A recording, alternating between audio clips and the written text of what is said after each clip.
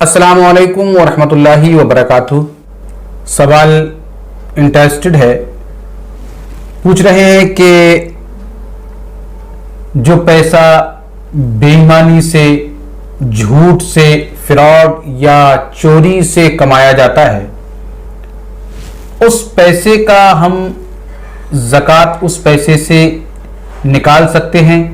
और जो लोग ऐसा करने के बाद पैसा इकट्ठा करते हैं और हज करने चले जाते हैं, हज करने के बाद सुनते हैं कि तमाम गुनाह उसके हाजी के माफ़ कर दिए जाते हैं, तो क्या हज करने के बाद ये चोरी, बेईमानी और झूठ से कमाया हुआ पैसा ये जायज़ हो जाता है या नाजायज़ रहता है, या उसका हज क्या रहता है, और वो अगर ज़कात देता है तो उसके बारे में शरीयत का क्या हुक्म है?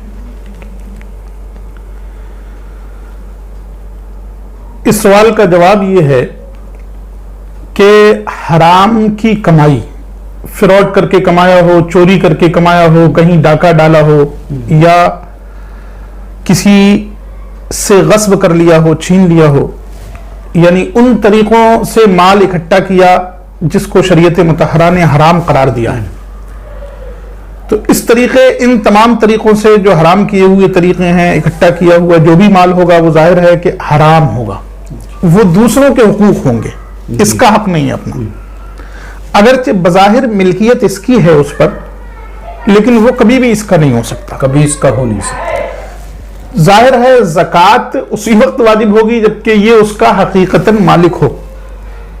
अच्छा, जब ये मालिक है ही नहीं तो इस पर ज़कात कैसे वाजिब?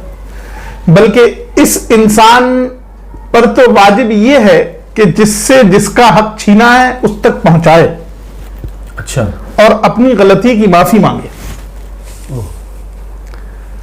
इस पर ज़कात कैसे वाजिब हो सकती है? इसलिए कि ये इसका माल है ही नहीं, और इस तरह के पैसों से अगर हज करने जाता है तो इसका हज भी कबूल नहीं होगा। अच्छा, हज कबूल नहीं होगा। इसके जो पैसे हों इस्तिताअत से ज्यादा, जो जब इसकी इस्तिताअत में हज आ जाए, जब इसकी जरूरतों से ज्यादा इसके पास इतना पैसा हो जाए, इतनी दौलत हो जाए कि ये जा सकता है उस मुकद्दस दरबार की हाजिरी के लिए, उस वक्त इस पर हज वाजिब होगा।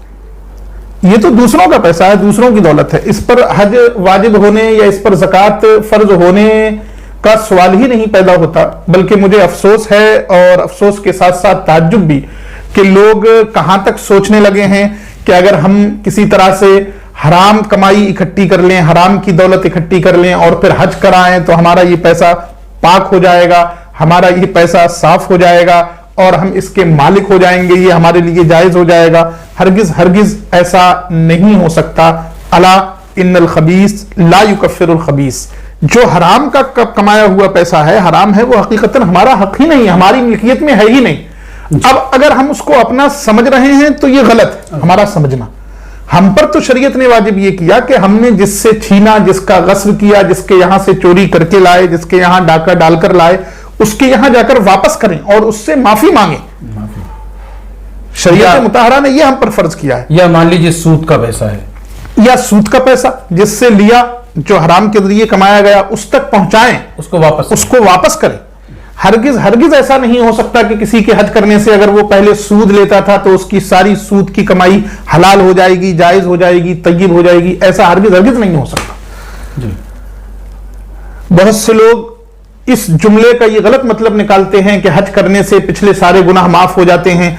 इस जुमले से ये गलत मतलब निकाल लेते हैं कि पिछली जिंदगी में हमने किसी को दुख दिया, किसी को सताया, जो भी कुछ किया वो सब खत्म हो गया।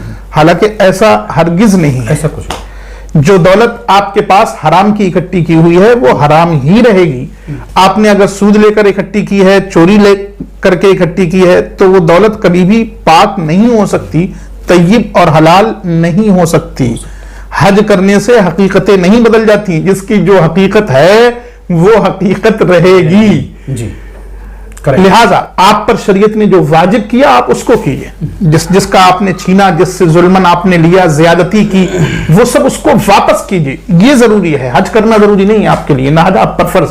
یعنی اگر حرام ایسی دولت ہے، حرام کا جو پیسہ ہے وہ حرام ہی رہے گا، حرام ہی رہے گا، نہ اس سے زکوٰۃ نکال سکتے ہیں، نہ حج کر سکتے ہیں، نہ کسی نیک کام میں دے سکتے ہیں، وہ حرام ہی رہے گا. حرام ہی رہے گا.